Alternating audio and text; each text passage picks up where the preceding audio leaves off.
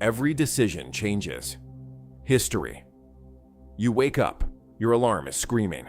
It's 6:47 a.m. on a Tuesday, and you have exactly 13 minutes before everything changes forever. You don't know it yet. Your phone buzzes. A text from your friend, Marcus. "Hey, want to grab coffee before work instead of lunch?" You stare at the message. Your thumb hovers. Reply yes or reply no. Seems small, right? Coffee or no coffee. But this single choice will ripple through the next decade of your life in ways you cannot possibly imagine. You reply yes. Now you're rushing. You shower in 4 minutes. You skip breakfast. You grab your keys and head out the door, choosing the highway route instead of your usual side streets because you're running late. Faster. You need faster. That decision of your highway instead of back roads puts you on an intersection at exactly 7:14 a.m. A construction truck runs a red light. You swerve. Your heart explodes in your chest. You miss it by feet. Literal feet. If you'd taken the side streets, you'd be fine, unaware, safe. But you took the highway, and now your hands are shaking. You arrive at the coffee shop at 7:28 a.m. Marcus is already there, sitting in the corner booth. But he's not alone. Next to him is someone you've never seen before, a woman with sharp eyes and a leather portfolio on the table in front of her. Marcus waves you over. "This is Dr. Elena Chen. She actually works at the research firm I've been telling you about. Total coincidence running into her here." Except it wasn't a coincidence. It was your decision to say yes to coffee. Elena extends her hand. She's studying you, not in a creepy way, in a way that makes you feel like she's reading something written on your forehead that you can't see. "Marcus mentioned you work in data analysis," she says. "We're actually hiring. Have you ever thought about working in predictive modeling?" You haven't.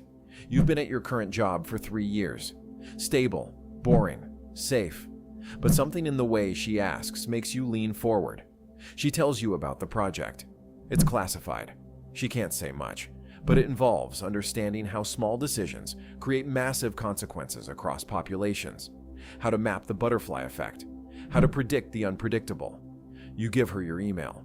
3 weeks later, you're interviewing for a position you never knew existed. 6 weeks later, you're hired.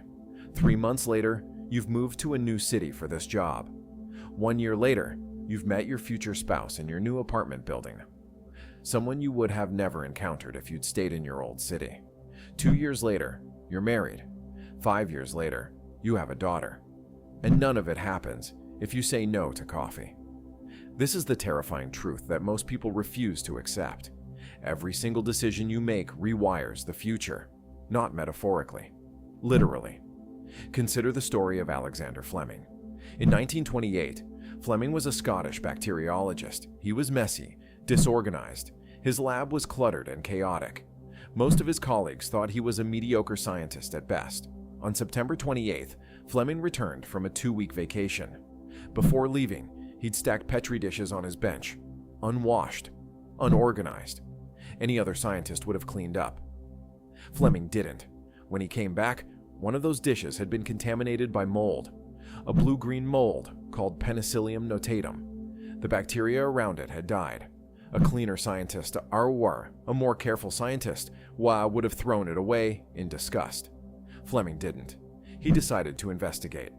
That single decision, to look closer instead of throw it away, led to the discovery of penicillin, the first antibiotic, the drug that would save over 200 million lives in the following century. 200 million people exist because Fleming chose curiosity over cleanliness. But here's the part that keeps you awake at night. Fleming almost threw it away. He nearly discarded the dish. His lab assistant urged him to clean up more carefully. Fleming could have listened. One decision, 200 million lives. Now multiply that across every human being on the planet. Every choice, every moment. In 1912, a man named J. Dawson Hart decided to book passage on a ship called the Titanic. But then he got cold feet. He canceled his ticket at the last moment. He felt uneasy. He couldn't explain it. The Titanic hit an iceberg. Over 1,500 people died. J. Dawson Hart survived because he listened to his gut. But his decision also meant something else. His descendants would exist. His great-great-grandchildren would be born. They would have children. Those children would have children. Entire family trees branching forward through time, all because one man got nervous and canceled a boat ticket. Meanwhile, 1,500 other people made the opposite decision. They got on the ship. They died. Their descendants never existed. Entire possible futures erased. The Titanic wasn't a tragedy. It was a fork in the road. Multiple forks. Thousands of them. Each passenger had made a choice to board. Each choice had consequences that rippled backward and forward through generations. This is what historians don't talk about enough. History isn't inevitable. It's probabilistic. It's fragile. Consider World War II. In 1933, a man named Oster Schindler made a decision. He was a German industrialist, a Nazi Party member. He could have simply manufactured weapons and ammunition for the war effort like every other businessman. Instead, he decided to protect his Jewish workers. He sheltered them. He bribed Nazi officials. He risked his life. That single decision, to show mercy instead of comply, saved over 100 lives. Those 100 people had children. Those children had grandchildren. Today, there are over 6,000 descendants of Schindler's workers alive because one man decided to be human. But Schindler almost didn't make that choice. He hesitated. He was afraid. He could have looked away. The Holocaust killed 6 million people, but it also prevented the births of millions more. All the descendants those 6 million people would have had. Entire possible futures erased. This is the weight of decisions. This is why history feels inevitable only after it happens. Now let's come back to you. Your life, your choices. Right now, you're standing at hundreds of forks simultaneously. Some are obvious. Do you take this job or stay? Do you move to this city or that one? Do you call this person back or let them go? But most forks are invisible. They hide in small moments, in split-second reactions, in the decision to be kind when you could be cruel, in the choice to try when you could give up. You're deciding the shape of the future with every action.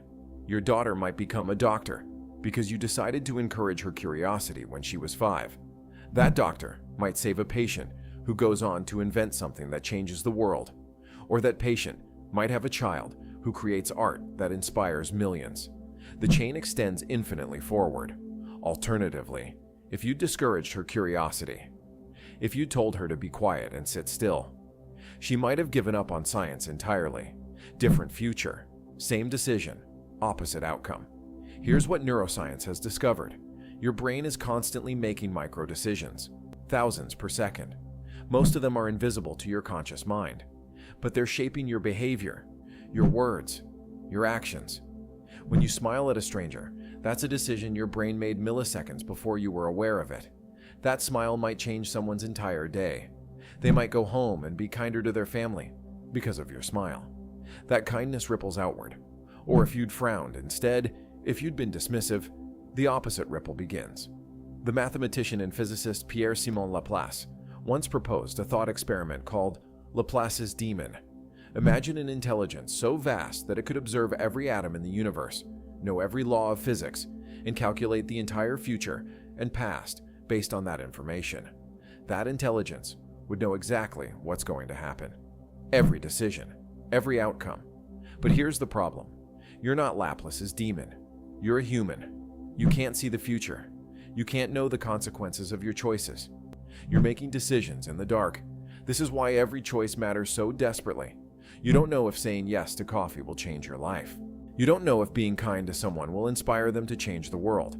You don't know if your decision to try one more time will be the moment everything shifts. But statistically, it will. Your decisions are reshaping reality right now. In 1960, a microbiologist named Rita Levi-Montalcini made a decision. She was working with chicken embryos, studying nerve growth. She was tired. It was late. She could have gone home. Instead, she decided to stay and run one more experiment. That experiment led to the discovery of nerve growth factor, a compound that regulates how cells grow and develop. That discovery earned her a Nobel Prize. More importantly, it opened an entire field of medicine. Today, NGF research is being used to treat Alzheimer's, Parkinson's, and spinal cord injuries. Thousands of people will live longer, healthier lives because Rita Levi-Montalcini decided to stay late one night. She could have gone home. She almost did. But she didn't. What about you? How many times have you almost done something, you made a call, written an email, pursued a dream, and then talked yourself out of it? Each time you talk yourself out of it, you're closing a door. You're erasing a possible future. And each time you push through the fear and do it anyway, you're opening a door. You're creating a possible future. The question isn't whether your decisions matter. They do. They absolutely do. The question is, what are you going to do with that knowledge? Because understanding that every decision changes history is either paralyzing or liberating. It depends on how you use it. If you use it to become obsessed with making the perfect choice, you'll be paralyzed. You'll never move. You'll be stuck in analysis forever, unable to act because you're afraid of the consequences. But if you use it as permission to be intentional, to be present, to choose consciously instead of by default, then everything changes. You start paying attention to small moments. You start being kind, not because it guarantees an outcome, but because it's the right choice in that moment. You start pursuing your dreams not because you're certain of success, but because the attempt matters. You become an active participant in creating the future instead of a passive observer. Here's the radical truth. You don't have to know the consequences to make good decisions. You just have to choose based on your values, based on who you want to be. Every time you choose courage over fear, you're changing the future. Every time you choose kindness over cruelty, you're changing the future.